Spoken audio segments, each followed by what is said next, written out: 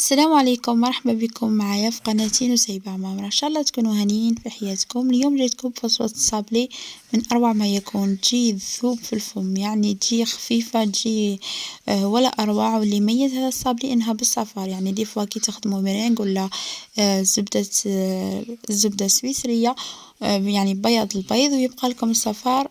تقدروا تخدموا به هذه الصابلي وتجيكم من اروع ما يكون. هنا عندي 500 غرام مارغرين تكون بحرارة الغرفة، عندي زوج كيسان سكر غلاسي ميكونوش معمرين مليح، وعندي 6 صفار بيضات كبار، ولا كانوا صغار تقدروا تروحوا حتى ل7 ولا 8.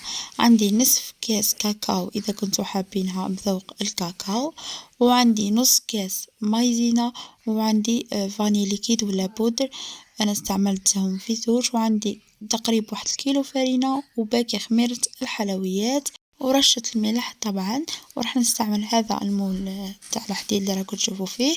هنا المارغرين تكون بحرارة الغرفة، بعد ما نضيف لها رشة ملح ونضيف لها زوج كيسان سكر كلاصي ماشي معمرين مليح، واكيد المكونات الجافة كامل راح نغربلها هاك باش نتحصل على خليط يكون خفيف في نفس الوقت، نيفيتي على روحي اي يعني اي ليغويمون ولا الكرابع.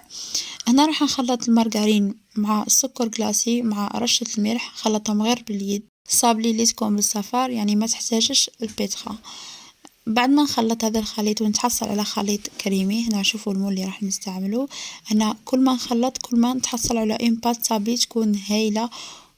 هنا راح نضيف صفار البيض. صفار البيض يكون بحرارة الغرفة، ما يكونش بارد، وكما قلت لكم 6 صفار بيضات كبار ولا 7 صغار، ولا كانوا صغار بزاف تقدروا تستعملوا حتى 8. ونخلط هذا خليط مليح حتى يمتزج.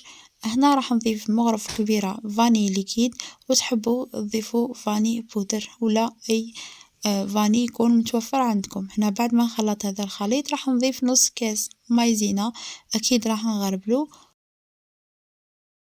وهنا السكر القاسي تقدروا تروحوا حتى لزوج كيسان معمرين، انا ما حبيتهاش حلوة بزاف. ونخلط هذا الخليط بيان. هنا في هذه المرحلة تقدروا تضيفوا الخميرة اذا كنتوا راح تستعملوا صابلي حبيتوها بذوق الفاني. هنا راح نقسم الخليط على 2 باسكو انا حبيت نص بذوق الفاني ونص بذوق الكاكاو، وراح نقسم باقي الخميرة. يعني نتوما اذا درتو ذوق واحد راح تستعملوا في هذه الكونتيتي باقي خميرة الحلويات. وحتى الفرينة راح تحتاجوا تقريب كيلو اقل بشوية ولا زايد بشوية على حساب نوعية الفرينة.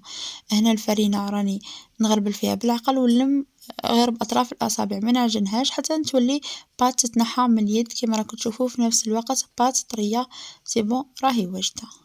هنا القسم الثاني راح نضيف فيه الكاكاو. هنا ضروري نضيف الكاكاو في هذه المرحلة مع الزبدة والسكر والخليط الكريمي، ونخلطه، ما نضيفوش مع الفرينة راح يعطيكم انغو هايل.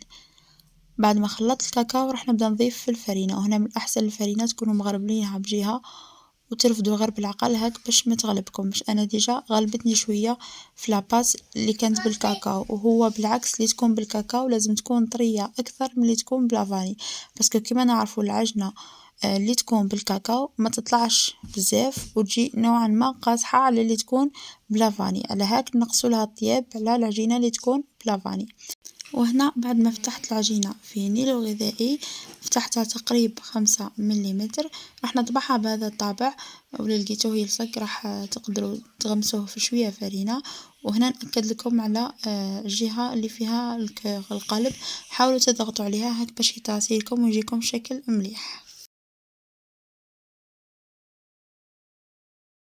بنفس الطريقة راح نفتح العجينة البيضاء وراح نطبعها بهذه الطريقة. شوفوا كيفاش راهي لاباس طرية حتى المول ما غبنيش، شوفوا كيفاش راهو ماهوش يلصق، يعني خدمت بها رايحة. راح ندخلها الطيب في الفرن يكون مسخن 180 درجة، راح تاخذ لي تقريبا 7 دقائق.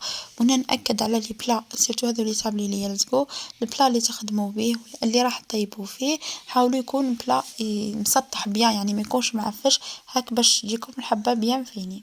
انا عندي شويه سكر كلاصي تقدروا تغبروا عليها ولا بالصفايه شويه سكر كلاصي. هنا السكر كلاصي ضيفوا له شويه فاني بودر راح يعطيكم يعني راح يبقى لاباط يعني راح تكون الصابلي تاعكم متفحفح كيما يقولوا. راح نضيف طبقه رقيقه من السكر كلاصي هاك ما نكثرش، ولصقها بمعجون، أنا اخترت معجون المشماش هو اللي يعني نستعملوه بكثرة في الصابلي، ولصقها عادي بهذه الطريقة.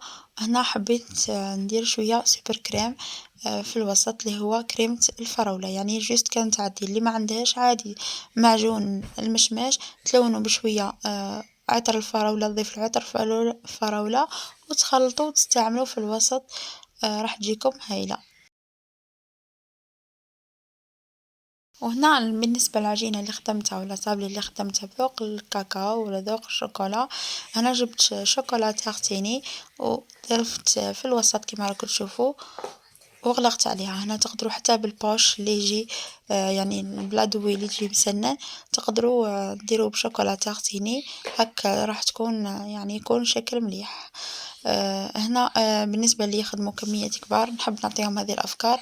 المعجون يعني ما تخدموش بالحبة، جست يعني خدموا كل شي مرة واحدة وعاودوا كل شي لصقوا مرة واحدة راح تساعدكم باش تكملوا بالخف. وهنا الحبيبات كنت درتهم بسكر جلاسي وحبيبات كنت خدمتهم بلا سكر جلاسي، كاين اللي يحبهم بسكر جلاسي وكاين اللي يحبهم بلا سكر جلاسي، يعني تاع المعجون فيها بنة عظيمة وبنة زمان ولا أروع، وحتى تاع الشوكولا يعني ذوق مختلف. السكر جلاسي كي تستفوهم بهذه الطريقة وتخدموهم كامل مرة واحدة ثاني راح تنقصوا على رواحكم الوقت، تكملوا بالخف،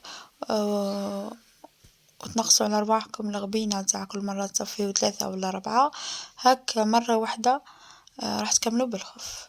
شوفوا راه هذه الصابلي على بالي ماهيش وصفة تجارية، بصح دي فوا نخدمو كريمة الزبدة السويسرية ولا نخدمو الميرينغ راح تبقى لكم الصفار البيض وتكونوا حايرين بيه، حبيت نشارككم. وما شاء الله هذه الصابلي تجي من أروع ما يكون، تجي بنينة بنينة بنينة وتجي خفيفة وتجي تذوب في الفم، وكل ما تقعد كل ما تزيد تولي هشيشة وتجي تولي تسبنوها أكثر وأكثر. هذا هو فيديو اليوم إن شاء الله نكون خفيفة عليكم وإن شاء الله نكون فدتكم ولو بالقليل، ما تنسوش تخلوا لي آراءكم الطيبة وتشاركوا الوصفات مع أصدقائكم، ويعني ما تخيلوش الجيم والتعليقات شحال تفرحني وتخليني نافونسي لقدام. دمتم في رعاية الله وحفظه.